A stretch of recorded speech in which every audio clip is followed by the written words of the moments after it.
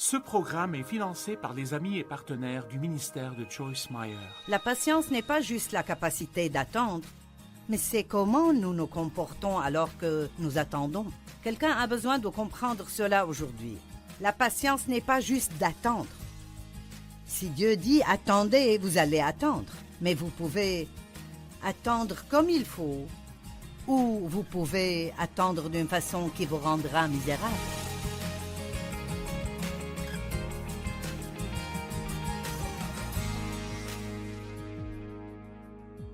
Bienvenue à Vivre pleinement sa vie. Je suis si heureuse que vous soyez avec nous aujourd'hui parce que ça ne me ferait aucun bien de parler aux gens s'il n'y a personne qui regarde. Nous parlons de la peur, une chose dont nous faisons tous l'expérience dans nos vies.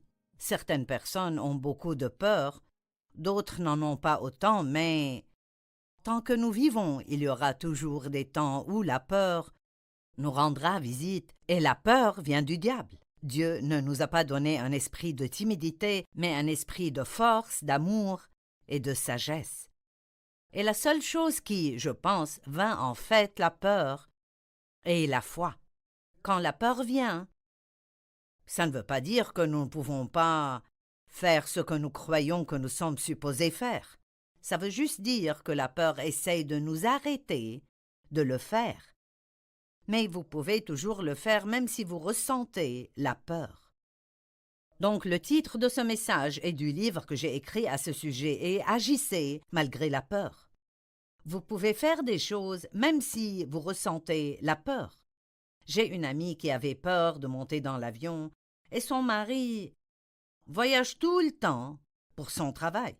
Et leurs enfants avaient grandi, et elle aurait pu faire tellement de voyages avec lui et ils auraient pu ajouter quelques jours pour du temps ensemble ou des vacances. Mais elle n'irait pas, sauf s'ils conduisent. Donc parfois, ils faisaient vraiment de longs voyages, de plus de 20 heures en voiture, juste pour qu'elle puisse y aller. Et donc, elle m'a entendu dire « agissez malgré la peur ». Et à un point donné, elle a décidé qu'elle ferait juste cela. Elle le ferait malgré la peur. Et elle m'a dit que les premières quelques fois qu'elle est montée dans l'avion, elle a senti qu'elle allait vomir, elle était anxieuse. Elle a senti qu'elle aurait une crise de panique, mais elle a persévéré et a dit « Non, je ferai cela, même si je dois le faire dans la peur. » Et vous savez quoi, maintenant, elle n'a plus peur de voler du tout, et elle va avec son mari tout le temps, et ils passent beaucoup de bon temps. Ne laissez pas la peur voler votre vie. Ne laissez pas la peur voler vos relations. Ne laissez pas la peur voler votre joie. Dieu veut que vous ayez une bonne vie. Mais une chose est sûre, vous avez un ennemi, son nom est Satan, ou le diable, et il ne veut pas que vous profitiez de votre vie. Il veut que vous ayez peur tout le temps. Et parfois, quand nous avons le plus peur, c'est là que nous attendons que Dieu fasse quelque chose. Peut-être que vous avez prié, vous étiez plein de foi et vous étiez sûr que Dieu allait faire ce que vous avez besoin qu'il fasse, mais ça fait longtemps depuis que vous avez prié cette prière. Et donc, le doute s'infiltre et les mensonges de Satan viennent régulièrement. Ça n'arrivera pas, ça n'arrivera pas. Je ne sais pas. Tout ce que vous entendez peut-être, Dieu est en colère contre vous. Votre foi n'est pas assez forte. Il pourrait y avoir tellement de mensonges que vous ne pourriez même pas les compter, mais c'est là que vous avez besoin d'avoir la foi. Paul a écrit à Timothée et a dit « Tu dois combattre le bon combat de la foi ». Et nous combattons, mais c'est un combat différent du genre de combat que les gens ont dans le naturel. Nous levons le bouclier de la foi, qui est une partie de l'armure spirituelle dont Dieu parle dans Éphésiens chapitre 6. Et nous disons, qu'importe ce que je ressens et combien ça fait longtemps, je crois Dieu. Je ne sais pas pourquoi certaines choses prennent plus longtemps que d'autres. Parfois, je prie pour quelque chose et il répond avant la fin de la journée. Puis je prie des prières, et le temps que Dieu y réponde, j'oublie que je les ai priées, et il doit me rappeler. Tu ne te rappelles pas quand tu as prié cette prière? Je ne sais pas, seul Dieu connaît le moment. Et si vous voulez avoir de la paix et profiter de votre vie, Vous devez croire que le temps que Dieu choisit est parfait pour vous. Le psalmiste a dit « Mes destinées sont dans ta main ». Et l'une des choses par lesquelles nous passons tout le temps, et nous avons cette question tout le temps, Dieu, quand Dieu? Quand Dieu, quand? Quand est-ce que nous y arriverons? Eh bien, vous savez, ça fait partie du niveau de bébé de la chrétienté. Rappelez-vous, si vous avez des enfants, quand ils étaient petits et vous alliez en voiture, est-ce qu'on y est? Est-ce qu'on y est? Quand est-ce qu'on arrive? Quand est-ce qu'on arrive? Et Dieu préférerait entendre « Je sais que tu agiras exactement au bon moment ». Si vous pensez que Dieu n'a pas encore manifesté votre percée, ça ne veut pas dire qu'il ne travaille pas dessus. L'une des choses que j'ai apprises à dire quand le doute vient à moi est « Dieu travaille ». Au lieu de « Dieu, est-ce que tu me fais rien » ou « Pourquoi ne fais-tu rien ?» Ne dites pas cela, parce que Dieu travaille toujours pour vous. Dites « Dieu travaille ». Dieu nous donne des désirs, il nous donne des rêves et de l'espérance pour nos vies. Mais il cache le moment exact où ces choses se manifesteront. Ceci, il le garde dans sa sagesse. Pourquoi Dieu nous cache-t-il quand est le bon moment? Eh bien, parfois, si nous savions combien nous devrions attendre, nous abandonnerions avant même de vraiment commencer. Si nous savions ce que nous devrions traverser, nous abandonnerions avant même de commencer. Mais je crois que Dieu aime être un peu mystérieux. Je pense que c'est bon pour nous de ne pas tout savoir. L'un de mes genres de films préférés est les films de mystère. J'aime cela. Regarder et être nerveuse et attendre ce qui va se passer et attendre de voir le résultat qu'il a fait ou quoi que soit l'histoire. Et je pense que ce mystère nous donne en fait un peu de plaisir. Je veux dire, nous pensons toujours que nous aimerions connaître l'avenir, mais voudriez-vous vraiment savoir tout ce qui arriverait avec vous pour le reste de votre vie et quand ça arriverait? Je ne le pense pas. Parce que si vous saviez toutes les bonnes choses, vous n'auriez pas le plaisir de les recevoir. Et si vous saviez toutes les choses les plus difficiles, vous seriez effrayé pendant tout ce temps. Donc, quand vous savez des choses en avance, vous les regardez sans la grâce de Dieu. Et quand le moment vient pour que quelque chose arrive, et vous devez passer par cette situation, alors vous aurez besoin de sa grâce pour faire cela. Dieu ne nous laisse jamais sans l'aide dont nous avons besoin pour faire ce que nous devons faire. Et je peux vous dire que tout le monde attend. Vous n'êtes pas les seuls à attendre. Ça fait partie de notre épreuve de foi. Et croyez-le ou non, vous grandissez spirituellement, spécialement si vous apprenez comment bien attendre. La patience n'est pas juste la capacité d'attendre, mais c'est comment nous nous comportons alors que nous attendons. Quelqu'un a besoin de comprendre cela aujourd'hui. La patience n'est pas juste d'attendre. Si Dieu dit « attendez », vous allez attendre, mais vous pouvez attendre comme il faut, ou vous pouvez attendre d'une façon qui vous rendra misérable. Donc l'attente n'est pas juste d'attendre que quelque chose arrive, ou la patience n'est pas cela non plus, mais une personne patiente sait comment agir alors qu'elle attend. Donc ce que nous devons faire alors que nous attendons est de dire « Dieu, j'ai confiance en toi, je crois que ton plan pour ma vie est bon et que le moment que tu choisis dans ma vie est parfait. » Moïse a attendu 40 ans avant que Dieu ne l'utilise pour amener la délivrance à son peuple. Dieu lui a parlé et il a agi avant le temps et il a essayé d'aider les gens avant que ce ne soit le bon moment. Et il a fini par être accusé de certaines choses et il a fui et est parti d'Égypte et a vécu dans le désert pendant 40 ans. Puis Dieu l'a appelé à faire ce qu'il lui avait mis dans le cœur de faire 40 ans avant cela. Rappelez-vous, personne ne lui a dit de fuir, mais il a fui. Il a fui et est allé dans le désert. Savez-vous que le mot « peur » ne veut pas dire frémir ou trembler ou être nerveux? Le mot « peur » veut dire se dérober ou s'enfuir. Donc quand Dieu dit dans sa parole « Ne craignez point, car je suis avec vous », ce qu'il dit vraiment est « La peur viendra à vous, Mais quand vous la ressentirez, ne vous enfuyez pas. Restez ferme et voyez le salut du Seigneur qu'il vous donnera. Aujourd'hui, je me demande combien d'opportunités Dieu a mis devant vous de faire de grandes choses. Et pourtant, vous aviez peur de l'inconnu. Alors vous êtes resté dans ce que vous pensez être la zone sûre. Mais ensuite, si vous regardez votre vie, vous sentez qu'elle était ennuyante, pas d'aventure, pas d'enthousiasme. Eh bien, vous savez quoi? C'est de votre propre faute parce que si vous ne marchez pas dans les choses pour lesquelles Dieu vous a appelé, vous ne ferez jamais l'expérience de la vie qu'il a pour vous. Je dis toujours, allez et découvrez. Souvent, les gens ne savent pas ce que c'est que Dieu veut qu'ils fassent. Je ne sais pas ce que Dieu veut que je fasse. Vous savez, quand je suis entrée dans une relation sérieuse avec le Seigneur, dans les années 70, Dieu avait touché ma vie et rempli de la puissance du Saint-Esprit. J'avais été chrétienne depuis longtemps, mais là, je suis devenue une chrétienne ardente. Je veux dire, je voulais servir Dieu. Mais je ne savais pas ce qu'il voulait que je fasse. Je ne savais pas en ce temps-là que j'étais appelée à enseigner la parole.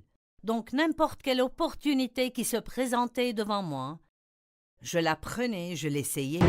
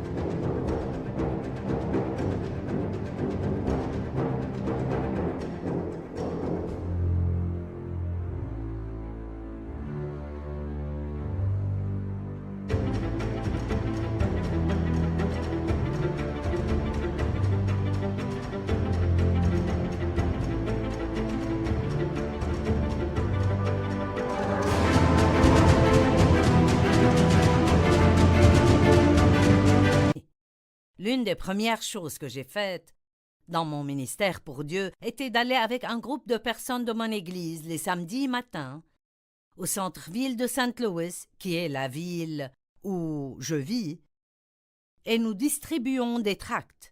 Pour être honnête, je n'étais pas appelée à faire ça. C'était difficile pour moi, mais c'était une opportunité et j'ai pris l'initiative de le faire. L'une des choses suivantes que j'ai faites était de travailler à la garderie. Ils demandaient des personnes pour aider le dimanche matin. Et très vite, et moi et les enfants, nous savions que je n'étais pas appelée à la garderie. Mais la première fois où j'ai essayé d'enseigner, mon Dieu, j'avais trouvé ma place. Vous savez, vous devez trouver votre place. Vous devez trouver la place qui est pour vous, la place qui est convenable à l'intérieur de vous et où vous êtes bien. Dieu ne vous appellera pas à faire quelque chose où vous devez être misérable tout le temps, alors que vous le faites. Donc je dis, sortez et découvrez ce que Dieu veut que vous fassiez. Vous seriez surpris par ce dont vous êtes capable si vous faites juste un pas et vous découvrez ce que Dieu peut faire à travers vous. Vous ne découvrirez jamais cela si vous n'êtes pas prêt à avoir tort. Je veux que vous m'écoutiez. Vous ne le découvrirez jamais si vous n'êtes pas prêt à avoir tort. Et ce ne sera pas la fin du monde si vous allez et vous essayez quelque chose que vous sentez que Dieu veut que vous fassiez et ça ne marche pas et vous devez faire un pas en arrière et dire « j'ai fait une erreur ». Mais au moins, ceci est quelque chose dont vous pouvez dire « je sais maintenant que je ne suis pas supposé faire ça ». Et je crois qu'il y a des personnes qui regardent maintenant qui ont besoin d'entendre ce que je dis, parce que vous n'êtes pas content dans la vie, mais c'est parce que vous ne prenez pas de pas dans la foi. Vous n'avez pas d'aventure parce que vous vivez beaucoup trop dans la peur. Votre nouvelle attitude dans la vie doit être « je ne craindrai pas ». Vous pouvez ressentir la peur, mais vous ne succomberez pas à la peur parce que Dieu est avec vous. Joseph a attendu 14 ans. Dieu lui a donné un rêve. Et de là, les choses ont mal tourné. Sentez-vous parfois que Dieu vous parle et après cela, ce n'est rien d'autre qu'un problème après l'autre? J'ai eu cette expérience et Joseph l'a eu aussi. Il a eu un rêve et il l'a partagé avec ses frères et ils étaient jaloux. Donc ils sont allés à la chasse avec lui et ils ont fini par le vendre à des vendeurs d'esclaves et ont tué un animal et ont mis de son sang sur sa tunique et ont dit à son père qu'un animal l'avait tué. Eh bien, il s'est retrouvé en Égypte et partout où Joseph allait, Dieu lui donnait la faveur. La Bible dit que les frères de Joseph le haïssaient et ils le haïssaient de plus en plus, mais Dieu était avec lui. Dieu était avec lui. Vous voyez, qu'importe qui est contre vous, et qu'importe qui vous dit que vous n'êtes pas suffisant, et que vous ne pouvez pas, et que vous ne pourrez jamais, si Dieu est avec vous, vous pouvez faire tout ce que Dieu vous demande de faire. Il est temps de vivre une vie plus courageuse. Il est temps de sortir et de découvrir tout ce dont vous êtes capable. Abraham a attendu 20 ans après que Dieu lui a donné la promesse qu'il aurait son propre enfant. Et quand on parle de quelqu'un qui avait de bonnes raisons de ne pas croire ce que Dieu a dit, c'était Abraham et Sarah. Elle avait dépassé l'âge de la fertilité. Il avait presque 100 ans et à cet âge, il ne pouvait pas être le père d'un enfant. Et pourtant, Dieu a dit, je vais te donner ton propre enfant. Et la Bible dit qu'Abraham a cru Dieu et à cause de cela, l'Éternel le déclara juste. Vous voulez être juste devant Dieu? Croyez. Être juste devant Dieu ne veut pas dire tout faire comme il faut, c'est de croire en celui qu'il a envoyé. Jean 6, 28 et 29 nous donnent une merveilleuse explication de ceci quand les disciples ont dit « Que devons-nous faire pour accomplir les œuvres de Dieu? Que devons-nous faire pour lui être agréable ?» Et la réponse était « L'œuvre que Dieu attend de vous, c'est que vous croyiez en celui qu'il a envoyé. » Donc Abraham avait une situation impossible. Mais bien que des choses soient impossibles pour l'homme, toutes choses sont possibles avec Dieu. Mais il a attendu. Pendant 20 ans, il a attendu. C'est une longue période pour tenir ferme devant la peur. Mais il a cru en Dieu et à cause de cela, l'Éternel le déclara juste. Je répète, vous voulez être juste devant Dieu? Croyez-le. Faites-lui confiance. Croyez que Dieu travaille pour vous et qu'il a un bon plan pour votre vie. Et même quand vous péchez et vous fautez, croyez que quand vous demandez le pardon, que Dieu vous pardonne et qu'il enlève le péché aussi loin que l'Est et de l'Ouest. Parfois, je peux enseigner un message sur la foi et ensuite me retrouver à douter de si mon message sur la foi était bon. Donc nous devons tous prendre des décisions tout le temps de rester dans la foi.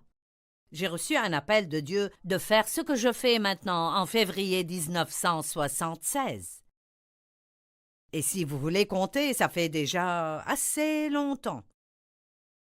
45 ans, 46 ans, quelque chose comme ça. Et j'ai commencé très modestement. Ne méprisez pas le jour de petits commencements. Pendant 5 ans, j'ai enseigné une étude biblique à la maison avec 25 personnes. 5 ans! Et j'avais quitté un travail à temps plein où je gagnais beaucoup d'argent pour pouvoir préparer, pour pouvoir enseigner parce que je ne suis pas allée au collège. Je n'avais pas l'éducation, je ne savais pas quoi faire, mais Dieu m'a assuré qu'il le savait et que si je fais un pas dans la foi, il fera marcher cela. Et il l'a fait. Et pendant 5 ans, les gens sont venus, puis j'ai senti que Dieu voulait que je laisse cela.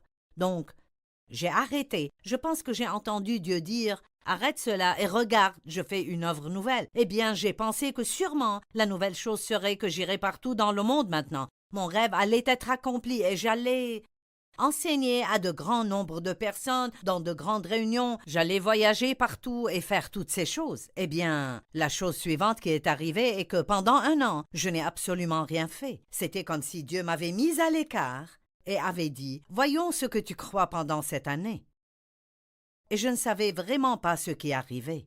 Mais maintenant, quand je regarde en arrière, je vois que ce que Dieu a fait en moi était quelque chose qui devait être fait avant qu'il ne puisse me promouvoir à un autre niveau.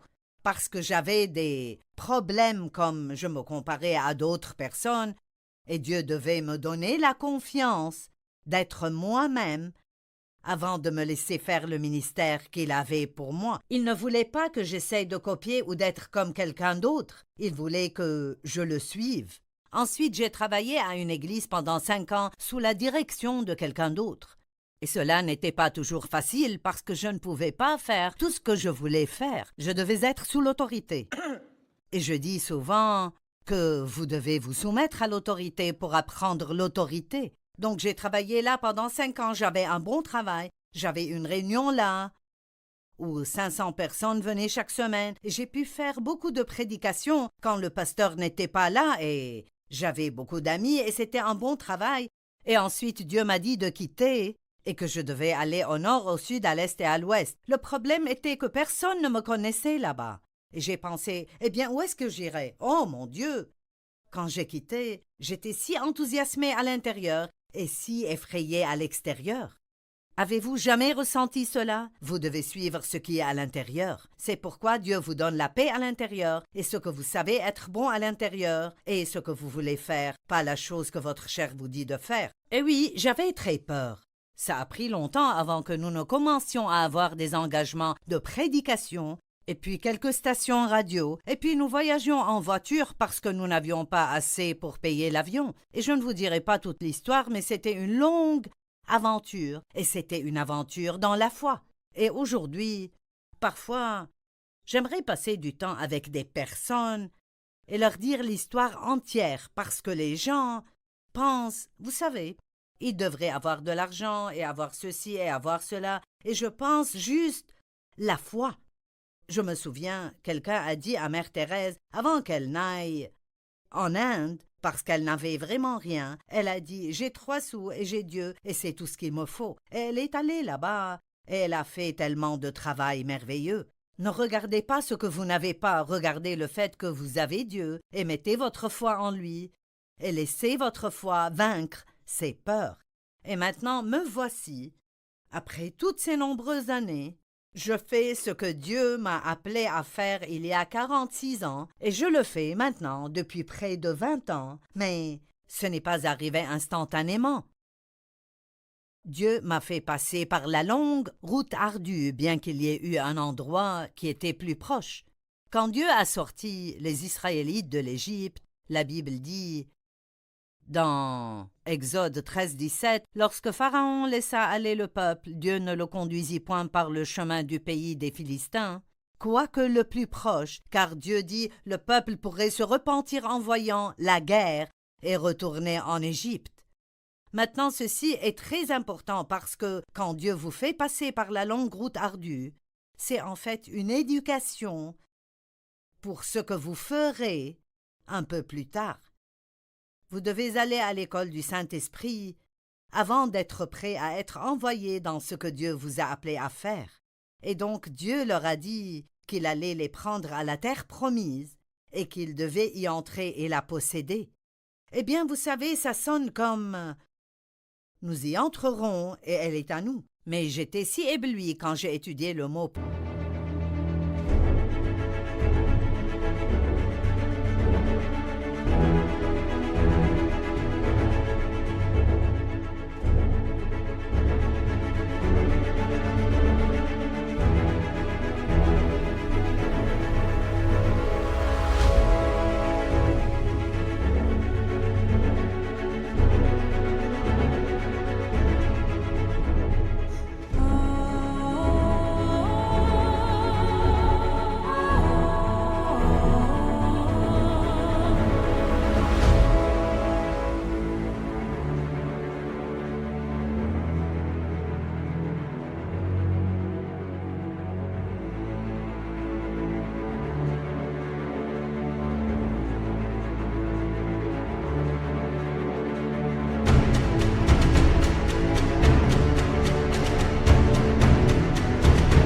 Posséder J'ai découvert qu'il veut dire, en fait, déposséder les occupants actuels. Donc il les a menés par la longue route ardue parce qu'ils n'étaient pas prêts pour la guerre. Ils allaient devoir prendre la terre. Dieu la leur avait donnée, mais ils devaient la prendre. De la même façon, Dieu a déjà préparé une vie si merveilleuse pour vous, mais vous devrez aller la prendre. Vous ne pouvez pas juste attendre que tout vienne à vous.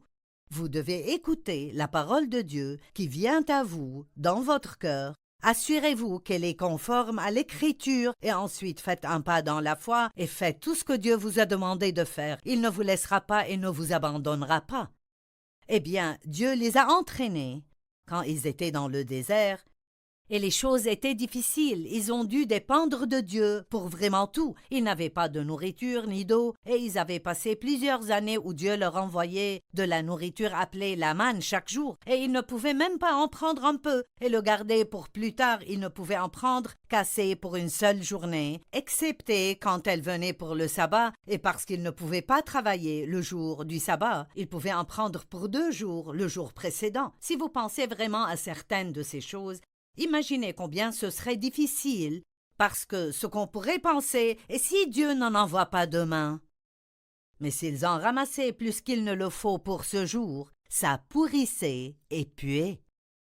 Je pense que certaines personnes ont des vies puantes parce qu'elles ne sont pas prêtes à suivre la direction de Dieu et elles essayent toujours de pourvoir pour elles-mêmes ce que seul Dieu peut leur donner s'ils mettent leur foi en Dieu. Je vais le redire parce que quelqu'un en a besoin. Certaines personnes essayent de pourvoir pour elles-mêmes ce que seul Dieu peut donner. Et vous devez commencer à faire confiance à Dieu et à vivre par la foi.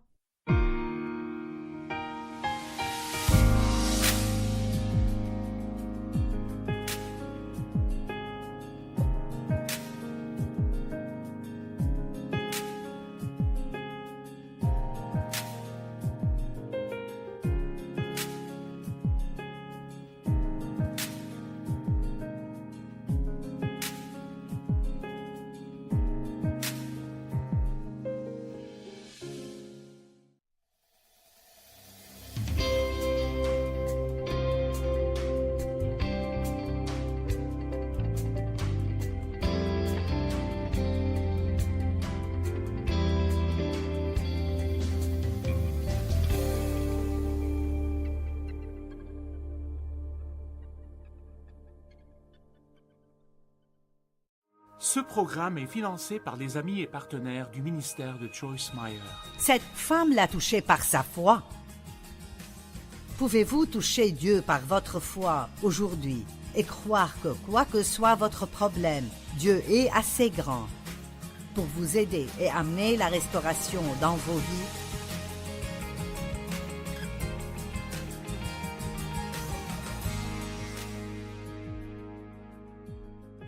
Merci de vous être joints à nous aujourd'hui sur Vivre pleinement votre vie. Plus vous apprenez la parole de Dieu, plus vous vivrez pleinement chaque jour de votre vie, même les jours qui sont difficiles et durs à traverser. Je parlais de la peur et de vaincre la peur par la foi et comment agir malgré la peur. Donc je répète un peu, qu'est-ce que je veux dire par agir malgré la peur? Eh bien, le mot peur veut dire se dérober ou fuir loin d'eux. Et il y a beaucoup d'endroits dans la Bible où il est écrit « Ne craignez point car je suis avec vous ». Dieu ne disait pas aux gens auxquels il parlait de ne pas ressentir la peur. Nous ressentirons la peur à différents moments dans notre vie, pour différentes raisons à différentes occasions. Mais gardez en tête que nous n'avons pas à succomber à n'importe quel sentiment que nous avons. Nous pouvons agir malgré la peur, mais si nous sentons la peur, ne laissez pas la peur vous contrôler et vous arrêtez de faire les choses que vous croyez que Dieu veut que vous fassiez ou les choses qui vous sont vraiment à cœur. Je ne crois pas en les actions insensées. Je ne dis pas que si vous avez peur de l'eau, si vous ne pouvez pas nager et vous avez peur des profondeurs, je ne suggère pas que vous devriez sauter du côté profond d'une piscine juste pour agir malgré la peur. Ce dont je parle est les choses qui sont en fait logiques, les choses que vous savez que Dieu vous demande de faire et les choses que vous devez faire. Je ne veux pas que quelqu'un se fasse du mal parce que j'ai dit agissez malgré la peur, mais il y a tellement de choses que les gens manquent parce que combien de personnes sont invitées à des fêtes et n'y vont pas parce qu'elles ne connaissent personne là-bas, ou elles ont peur d'être rejetées, ou il y aura quelqu'un là-bas avec qui elles se sont disputées dans le passé et elles ont peur de les rencontrer de nouveau. Vous avez probablement tellement d'opportunités d'avoir peur à chaque tournant, mais à chaque fois que la peur vient et frappe à votre porte, vous devez répondre avec la foi. Mais pour vivre sans peur, nous devons aussi apprendre à vivre sans doute. Je ne dis pas que Dieu est en colère contre nous à chaque fois que nous doutons. Thomas a douté et a dit « Je ne croirai pas que c'est toi, sauf si je peux mettre ma main dans ton côté. » Et donc, Jésus l'a laissé le faire, l'a laissé faire. Mais ensuite, Jésus a dit « Bénis sont ceux qui croient sans avoir vu. » Et c'est là où nous voulons arriver. Si vous avez du vrai doute, vous pouvez parler ouvertement à Dieu. Mais ensuite restez dans la prière pour arriver au point où vous n'êtes pas tourmenté par ces doutes. Apprenez à douter de vos doutes parce qu'à chaque fois que le doute vient, ça veut dire que l'ennemi essaye de nous voler quelque chose. Et j'aime dire que le doute est comme une peur bébé. Elle n'est pas encore une peur tourmentante adulte, mais c'est le commencement de cela. Et donc si nous pouvons l'attraper au début, alors nous avons une plus grande chance de vaincre cette peur. Abraham avait de la foi pour l'impossible. Dieu lui a dit qu'il aurait son propre fils, mais lui et Sarah avaient dépassé l'âge d'avoir des enfants. Et pendant le temps où il attendait, oui, j'ai dit qu'il attendait, pendant le temps où il attendait que Dieu réalise cette promesse dans sa vie, lisons ce que la Bible dit à son propos. Romains 4, 18 à 21. Espérant, contre toute espérance, Abraham crut, en sorte qu'il devint père d'un grand nombre de nations. D'autres traductions disent, bien que toute raison d'espérer ait disparu, il a espéré dans la foi. En d'autres termes, il n'avait aucune raison naturelle d'espérer. Il n'y avait rien qu'il ne pourrait regarder qui disait il y a de l'espoir. Il pouvait voir le corps presque mort et stérile de Sarah et penser il n'y a pas d'espoir là. Il pouvait se regarder quand il avait 100 ans et dire pas d'espoir là non plus. Nous ne devons pas essayer de trouver notre espérance dans les choses, mais trouver notre espérance en Dieu. Et c'est le moment pour nous de vraiment retourner à croire que toutes choses sont possibles pour Dieu. Et parfois, nous ne doutons pas vraiment que Dieu peut le faire, mais nous doutons qu'il le fera pour nous. Nous avons du doute à propos de nous-mêmes et nous allons parler de cela. Donc, espérant contre toute espérance, Abraham crut en sorte qu'il devint père d'un grand nombre de nations selon ce qui lui avait été dit. Et sans faiblir dans la foi, il ne considéra point que son corps était déjà usé, puisqu'il avait près de 100 ans, et que Sarah n'était plus en état d'avoir des enfants. Donc, il ne s'est pas caché de ces circonstances. Il a regardé ces circonstances, mais il a dit Dieu est plus grand. Je pense que c'est ce que Dieu veut que vous fassiez. N'ayez pas peur de vos circonstances. Regardez-les en face et dites « Je vois ceci et ceci et ceci et ceci, mais aucune de ces choses n'est plus grande que mon Dieu. » Avec Dieu, toutes choses sont possibles. Il ne douta point. Il ne douta point par incrédulité au sujet de la promesse de Dieu. Et maintenant, écoutez, mais il fut fortifié par la foi, donnant louange et gloire à Dieu. Il fut fortifié, sa foi fut fortifiée, comme il continuait à louer Dieu et à le remercier en avance pour ce qu'il allait faire. Vous savez, quand vous demandez à Dieu de faire quelque chose qui semble être impossible dans votre vie, l'une des choses à faire, à chaque fois que le doute vient à vous, est juste de proclamer et dire « Je crois que Dieu travaille dans ma vie et que ma victoire arrivera juste au bon moment. » La Bible dit « Ceci est la victoire qui triomphe du monde, c'est notre foi. » La foi amène une victoire dans votre vie. Quelle est la foi? La foi est une ferme assurance des choses qu'on espère, une démonstration de celles qu'on ne voit pas. Pensons à cela. Qu'est-ce que c'est? Une ferme assurance des choses qu'on espère, mais qu'on ne voit pas. Une démonstration de choses qu'on ne voit pas. Prenons un exemple. Mon mari et moi, nous possédons une maison dans cette ville. Eh bien, vous pourriez dire, comment pourrais-je savoir cela? Je ne la vois pas. Je ne peux pas amener ma maison ici et vous dire, voyez, ceci est ma maison. Mais je pourrais amener le titre de propriété et je pourrais vous le montrer ici et vous diriez, oui, je crois que vous avez une maison. La Bible dit que la foi est le titre de propriété des choses que nous espérons que nous n'avons pas encore vues. Mais la peur est en fait de croire pour le négatif. La peur est une ferme assurance des choses qu'on n'espère pas, une démonstration de celles qu'on ne veut pas voir arriver. La foi a une puissance créative et la peur a une puissance créative aussi. Et je ne dirais pas que chaque fois que vous craignez quelque chose, vous faites que ça arrive, mais je pense que si vous restez dans la peur assez longtemps, ça pourrait en fait affecter vos circonstances. C'était Job qui a dit « Ce que je crains, c'est ce qui m'arrive ». Nous pouvons...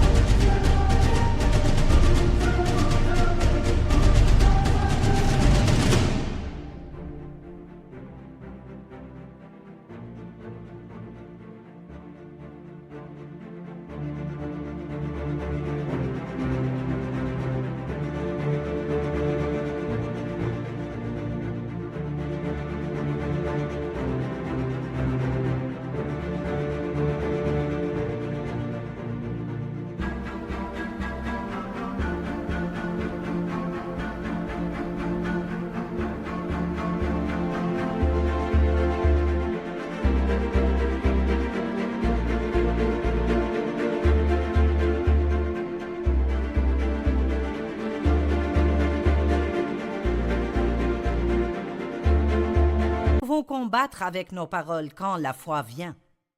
Voyez Abraham, il ne douta point au sujet de la promesse de Dieu, mais il fut fortifié par la foi donnant gloire à Dieu, et ayant la pleine conviction que ce qu'il promet de faire, il peut aussi l'accomplir. Et je pense que c'est là que nous devons tracer la ligne aujourd'hui.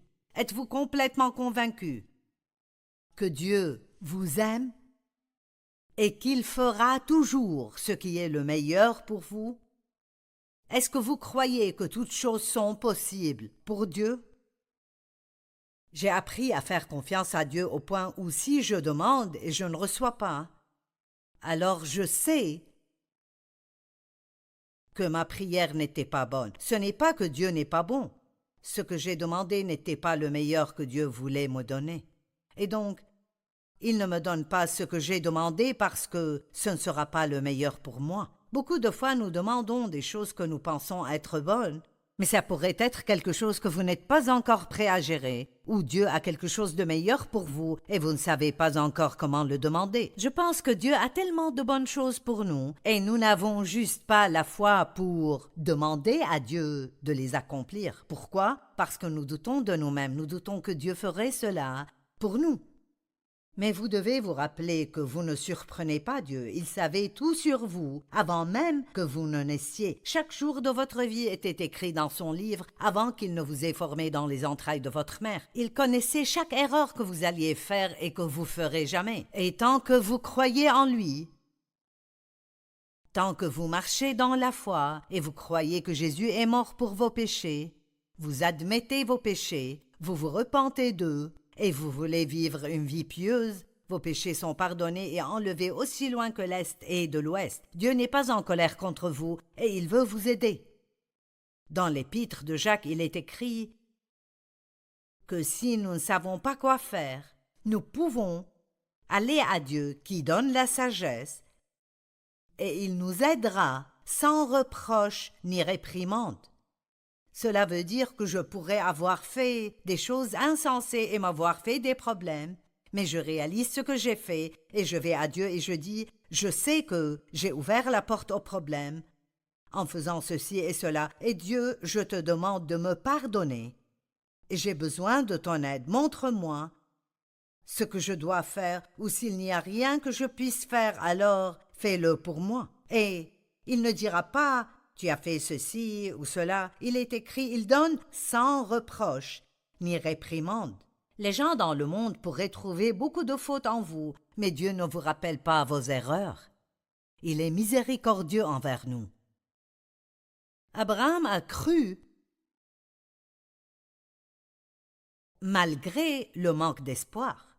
Il ne s'est pas affaibli dans la foi, mais il s'est fortifié comme il louait et glorifiait Dieu. Maintenant, je veux partager une histoire avec vous dans Marc 5, où Jésus a ignoré la voix du doute et du manque de foi.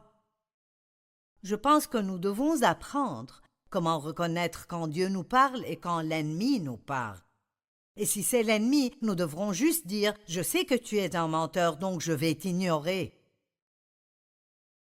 Marc 5, 22, et je veux que vous vous insériez dans cette histoire. Parfois nous lisons ces choses, mais nous n'y pensons pas vraiment. Et comme je lis cela, je voudrais que vous prétendiez que vous y êtes. Survint alors l'un des responsables de la synagogue nommé Jairus.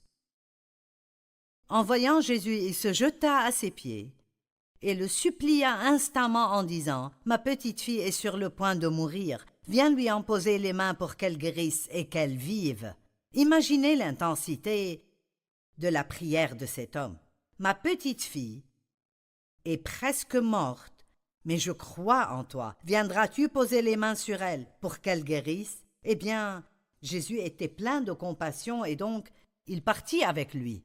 Mais il y avait une grande foule qui les suivait, parce qu'il y avait des foules qui suivaient Jésus partout où il allait. Et dans cette foule, il y avait une femme qui saignait depuis 12 ans. Et elle est allée chez tous les docteurs, personne n'a pu la faire s'améliorer, et elle avait dépensé toute sa fortune. Mais elle avait entendu parler de Jésus.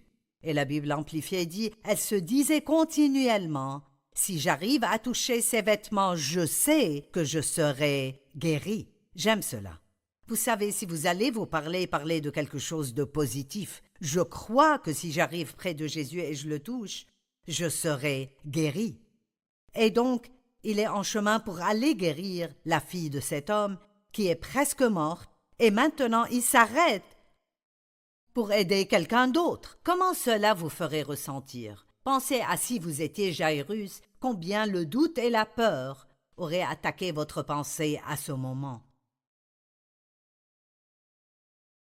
Quand elle toucha Jésus, à l'instant même, son hémorragie s'arrêta et elle se sentit délivrée de son mal. Et Jésus eut conscience qu'une force était sortie de lui. Cette puissance de Dieu est une chose réelle. C'est une chose tangible. Vous savez quand la puissance de Dieu travaille dans votre vie. Jésus se retourna, demanda qui m'a touché. Eh bien, ses disciples ont pensé que c'était une question idiote. Tu vois la foule qui te presse de tous côtés et tu demandes qui m'a touché. Mais vous savez, cette femme l'a touché par sa foi.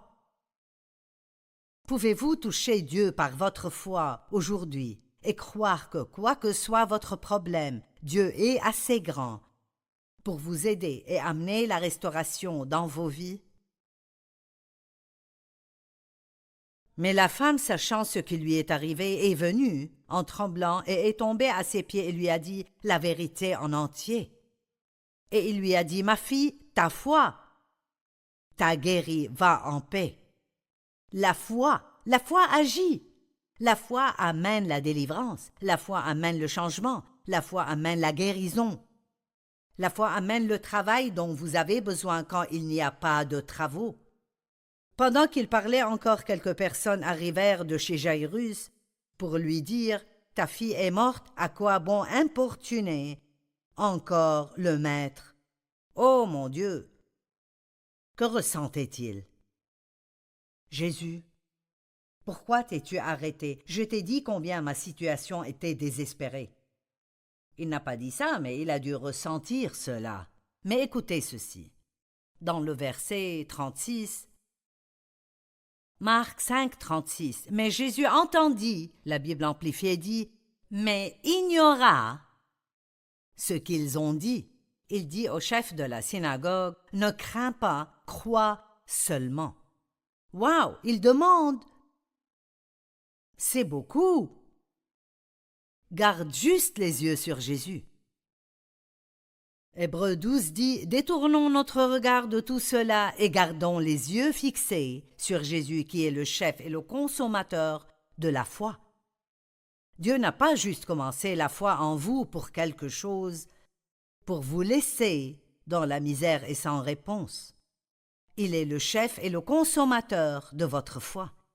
Mais parfois, vous devez continuer à croire quand il semble que rien ne marchera et vous n'aurez jamais ce que vous avez demandé de Dieu. Je sens dans mon cœur aujourd'hui qu'il y a des personnes qui ont abandonné leurs rêves. Il y a des personnes qui nous regardent auxquelles l'ennemi a dit « Oublie-le donc, ça n'arrivera jamais. Oublie-le donc. » Tu as juste plein d'idées, mais rien de cela n'est quelque chose que Dieu t'a dit. Arrêtez-vous et retournez pour voir ce qui est dans votre cœur. Si vous avez fait une erreur, alors admettez-le et dites-le. Mais si vous dites non, je crois que c'est ce que Dieu veut faire. Je crois que ceci est quelque chose dont Dieu m'a parlé. Alors vous devez stimuler votre foi aujourd'hui. Attisez le feu qui brûlait à l'intérieur de vous et revenez à dire « Je crois Dieu et je me moque de combien de temps ça prend. Je ne vais pas lâcher Dieu parce que j'ai sa promesse à ce sujet et il est fidèle. » Donc, il ne permit à personne de le suivre excepté Pierre, Jacques et Jean. Pourquoi cela? Parce que Jésus allait ressusciter cette fille d'entre les morts et il ne voulait pas un tas de manque de foi autour de lui. Il voulait la foi autour de lui. Et vous savez quoi? Quand vous êtes dans une situation désespérée et il vous semble que rien ne marchera, vous ne voulez pas des personnes autour de vous qui sont négatives et qui vous disent toujours ce qui ne marchera pas. Vous devez vous entourer de personnes positives, de personnes de foi, de personnes qui vous encourageraient et croient Dieu avec vous.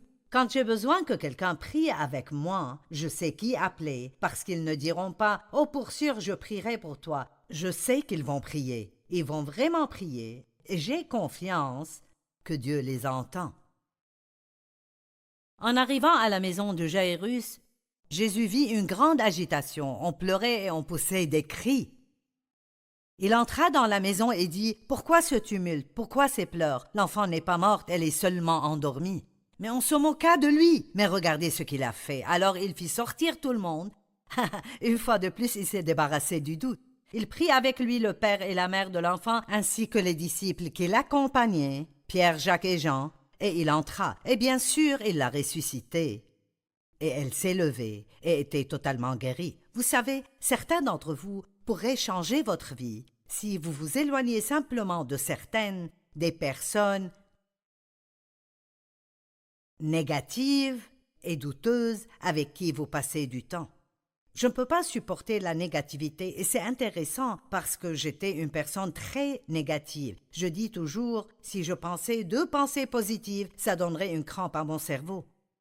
Et je veux dire, j'ai grandi avec un père négatif. Il n'avait confiance en personne et tout avait un but ultérieur. Et j'ai grandi en apprenant comment être négative et je me sentais presque insensée si j'étais...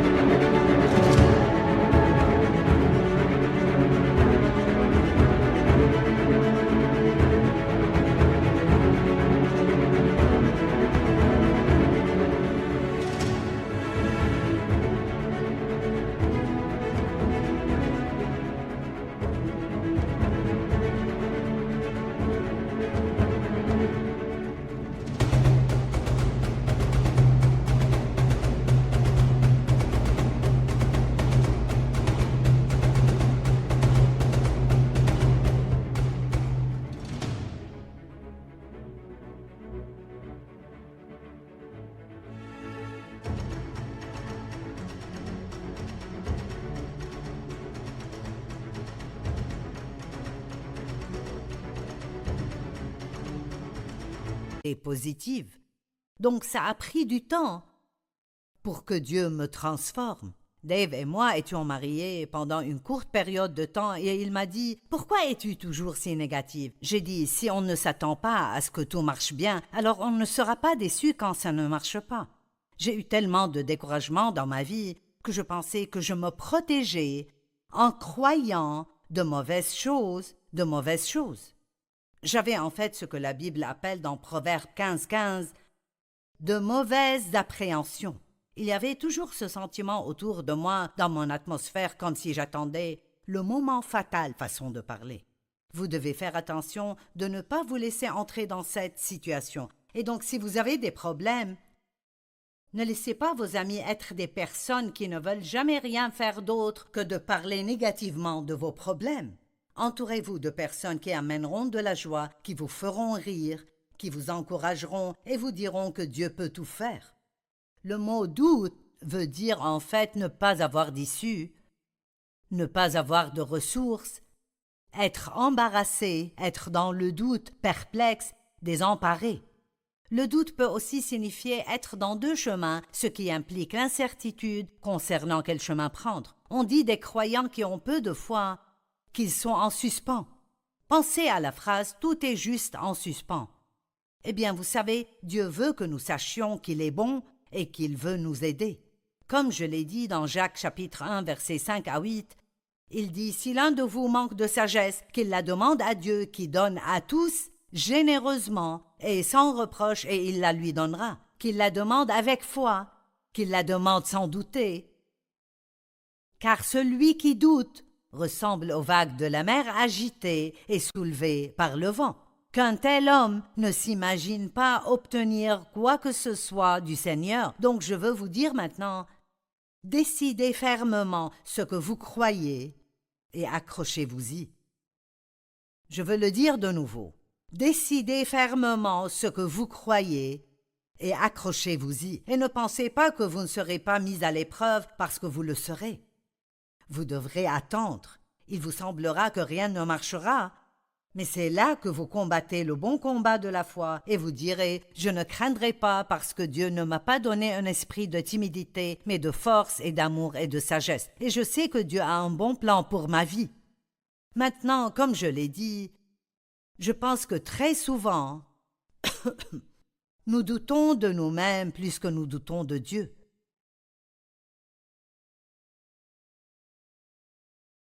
Parlons un peu de cela avant que notre temps ne s'écoule aujourd'hui.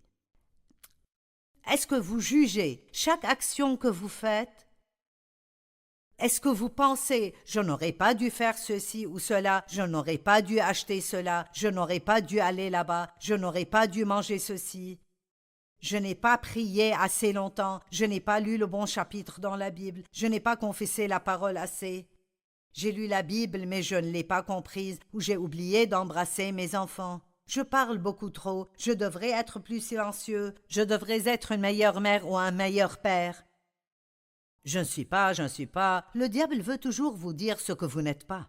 Mais tout ce que vous n'êtes pas, Jésus remédie à cela et vous rend plus que suffisant si vous mettez votre foi en lui. Et n'allez pas sans cesse dire « Je n'aurais pas dû faire ceci. Combien de fois dans ma vie me suis-je levé tôt le matin pour passer du temps avec Dieu et je prie et j'étudie la Bible et à chaque fois que je finissais, le diable me ferait sentir que je n'ai pas prié comme il faut.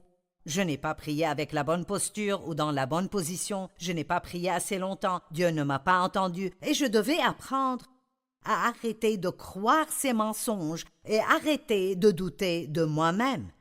Ceci est peut-être l'une des choses les plus importantes que vous pourriez entendre. Arrêtez de douter de vous-même. Vous savez quoi? Dieu croit en vous. Mais ça ne vous fera aucun bien si vous ne croyez pas en vous aussi.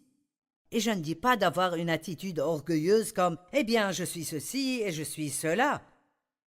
Mais je dis « Réveillez-vous tous les jours ». Avec l'intention de faire de votre mieux pour Dieu, sachant en avance que vous n'allez pas réussir parfaitement à 100%, mais croyant que Dieu est plus que suffisant pour couvrir vos péchés et s'occuper d'eux. Dieu ne veut pas que vous viviez dans le tourment du doute de soi. Croyez que vous pouvez entendre de Dieu et que Dieu vous aime et qu'il a un bon plan pour votre vie. Croyez qu'il n'y a pas d'erreur que vous puissiez faire qui est trop grande pour que Dieu la répare et en fasse un miracle dans votre vie.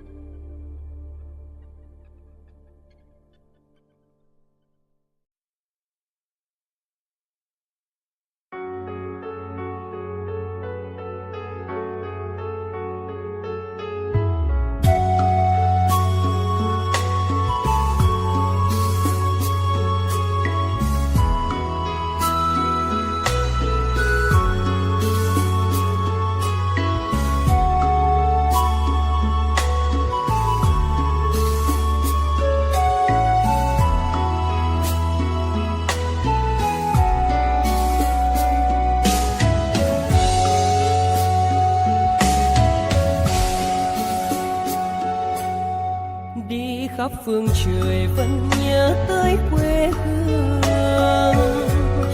Người về đây thăm làng trù quê mẹ và làng sen quê cha, xúc động bồi hồi người rơi giọt lệ, thương mái nhà cháy.